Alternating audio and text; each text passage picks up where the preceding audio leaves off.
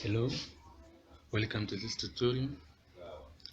Today we have an HP EliteBook 84. We have an HP EliteBook 8460P. The problem is this laptop does not turn on. So this is the adapter of this laptop. So let's insert the adapter. Let's plug in the adapter. Press the power button.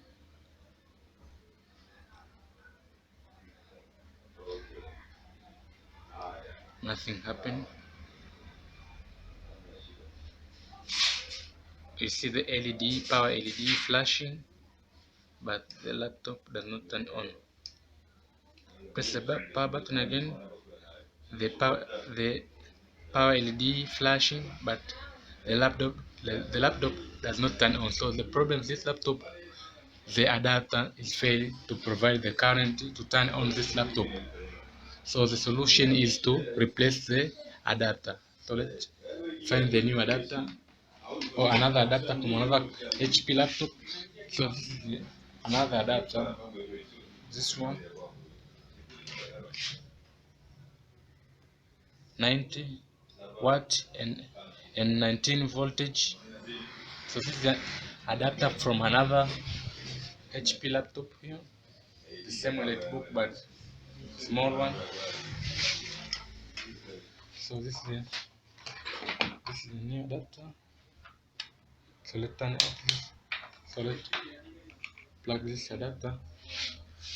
So let's press the power button. The laptop is on. The LED orange. The power LED is orange. So press the power button. The laptop is on. The laptop is on. So the problem is adapter, and we have an error here.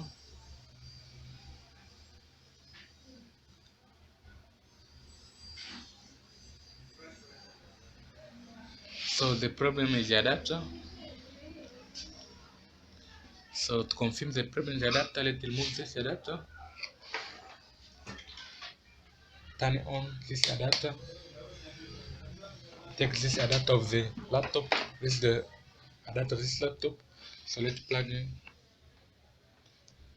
Press the power button. Nothing happened. Nothing happened. All just a power LED flashing.